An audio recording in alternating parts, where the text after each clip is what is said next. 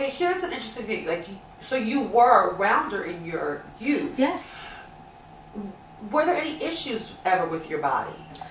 You know what I mean? Like issues for me, myself? Well, both. Did teachers ever have issues with you? Do you remember anyone saying you should? Growing up in the Philippines, it was very different. I mean, you know, we were nurtured differently there. Right. Okay. I think. You know, first it's like, it was more like, oh, just dance for, it wasn't dancing for a living. I wasn't training to dance. You just did it because you enjoyed it. I enjoyed it, and you know, it was everyone did it in the Philippines. You know, it's like a social thing. Right. Okay. And plus, I also, the doctor had initially diagnosed me as the possibility of having polio. Oh. And so the doctor said, well, if you put her early on in class, it might correct that, you know, that unstableness. Which was just learning a lot about Miss Roxas. And so my grandmother took me every day, rain or shine. And in the Philippines, we only had two weather. Rain. I mean, climate. Or shine. Rain or shine. And when it's raining, it is pouring. And so, you know. And there she was in the dance studio. Yeah. So when you got to Ailey, Ailey has always been a diverse company, one way or the other. There's always been something other than just African American. Yeah.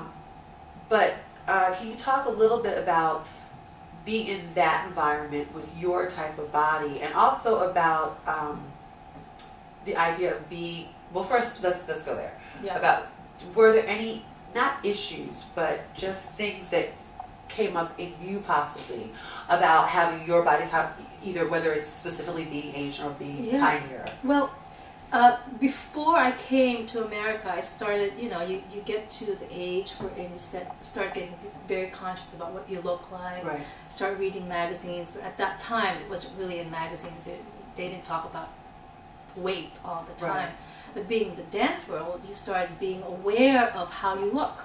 Wearing a tutu, you know, you've got like busting over, you kind of want to, spilling out. So I started to go to sleep and with plastics. I would go to bed and put saran wrap. Oh, this is so 1970s. Yes, so 70s. And I don't know, not that that's how I lost weight, but that was the beginning of, I guess, the awareness of wanting your to body. Be something other. Yeah. And then I just kept on working. When I came here to New York, it was very different work ethics. Yeah. You know, it was more, it was clearer whether you really wanted to be a dancer or not, you know, and so teachers were different, you know.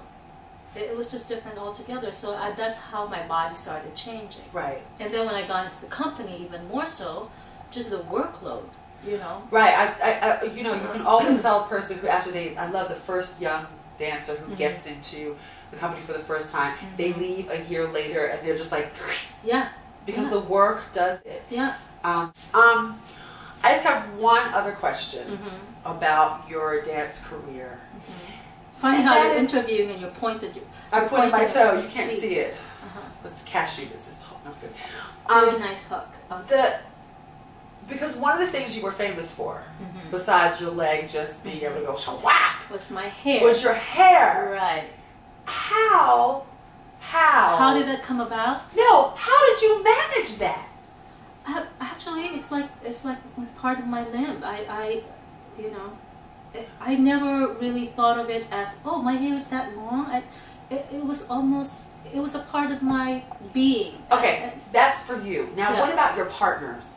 Oh, I've had incidents where my hair has been actually stepped on. There's one piece actually, a very famous one of Ulysses Dove episodes, and I was dancing with Desmond in rehearsal. We were rehearsing, and there's one point when I flip my head to the front, and then I have to flip my head to the back. And he was to come to me, and we were supposed to, you know, like sort of a hinge front and back thing.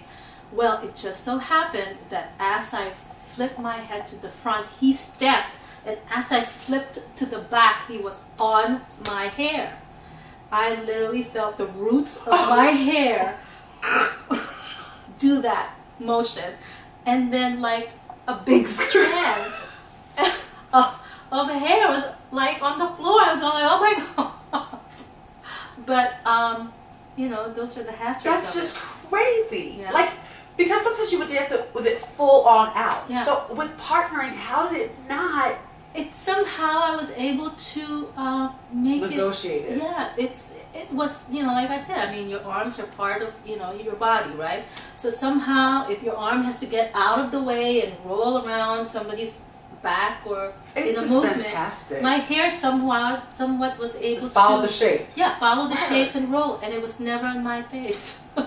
Oh, God forbid. It's actually amazing. Yeah. Because it clearly it is an art form. Because not I everybody can guess. do. Everybody Well, not everybody thought can do about that. I never thought of it as an art form. I just thought that, you know, it's like instead of just doing a low thing, I have to really roll my head all the way around I'm sure to it also accommodate the whole changed hair. well, you know, the idea of the energy continuing. I'm sure that like the way that then you used your head and your back Yeah. was definitely Yeah. larger Yeah. or fuller because you had to make sure that, you know, Yeah.